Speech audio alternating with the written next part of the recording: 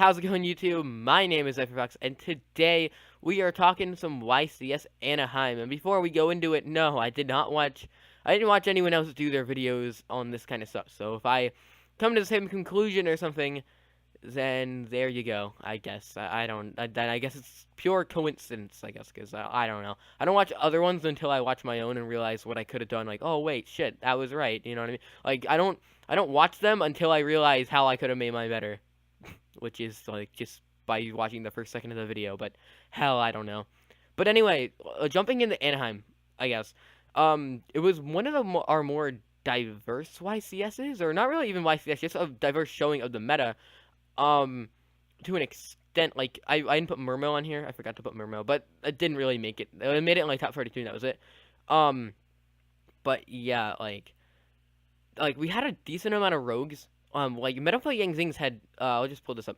We had two showings of Metafo Yang Zings, which is kind of honestly, it's a deck that's picking up a little bit of speed. I don't think it's the best deck of the format because it kind of relies on kind of like one combo to it.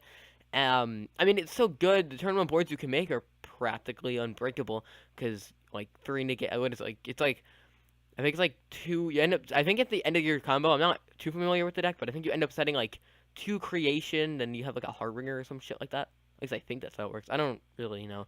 The combo oriented deck is what it really comes down to. Um, we had two Dark Lords, which is kind of weird because we're not really weird because Dark Lords are another deck that are picking up steam. The problem is like again, they're like a bricky, like they're like I like to consider them like they're like a different kind of version of Monarchs, which is definitely kind of, I mean, in the terms that they brick, but they don't really tribute summon. They inherently use the special summon mechanic, so they're kind of in their own way.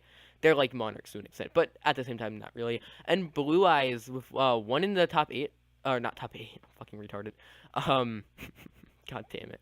Top 32, yeah, because that's definitely different. But yeah, Blue Eyes definitely it still seeing some play. It's obviously not the best deck you play this format.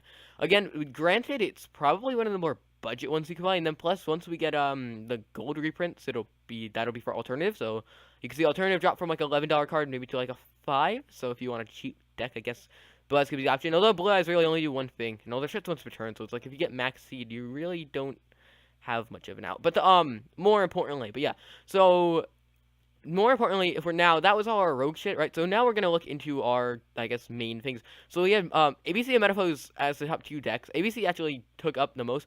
Well, I think people did, and they were saying people didn't realize how many ABCs there were until like this point in the tournament because they were saying there were a lot of Metaphos actually, which is kind of weird.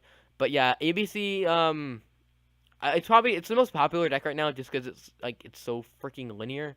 And that's kind of what makes, and to a degree, like, okay, ABC and Metapose, are possibly right now one of the two best decks in the game, I would say.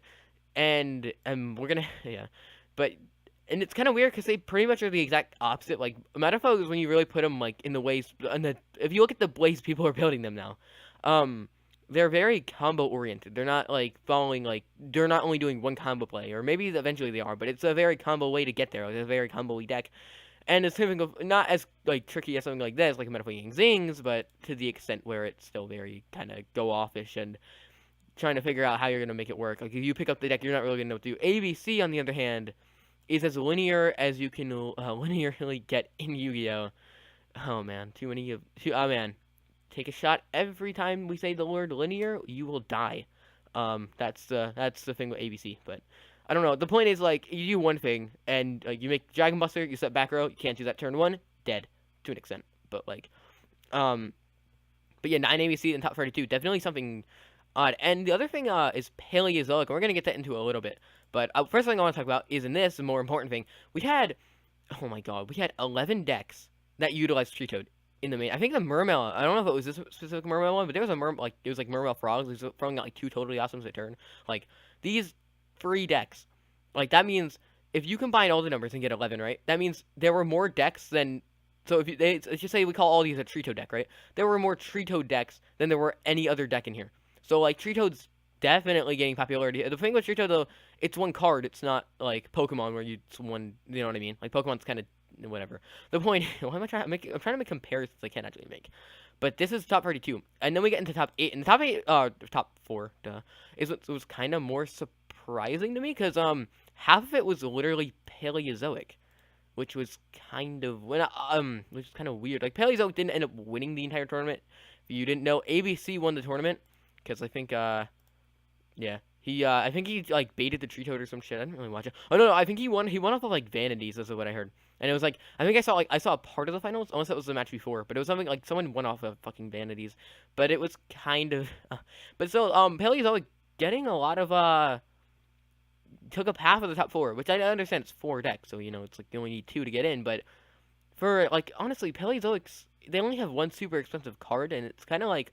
Because we have a super combo-y deck, a super helmet deck, and possibly, I don't know, the new best deck of the format. Maybe not the best deck, but theoretically, Paleozoics they're different cards as the traps, but once they hit the graveyard, it's like running, what, a good 20 of the same card? Like, I mean, that's an exaggeration, but, like, really, once they all hit the grave, they're like exactly the same card. So debatably, like Paleozoics may not be actually that bad this format.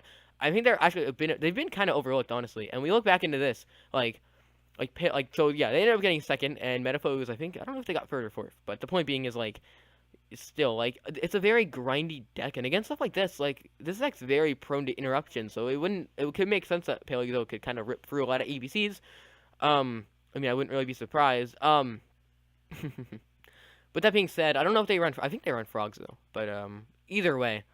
But yeah, this is Anaheim, I guess. But it's pretty weird because looking at Paleozoics, they're a deck that could honestly be one of the top. I mean, I thought this format was like the top 2 decks and everything else kind of roguish, but it looks like it could be the top 3, depending. It depends on how much more playability we kind of see out of Paleozoics in like upcoming regionals and whatnot. But Paleozoics might be a deck on the rise, and Tree Toad as a card might be on the rise. Whether that be in price or just in general, but you know what I mean.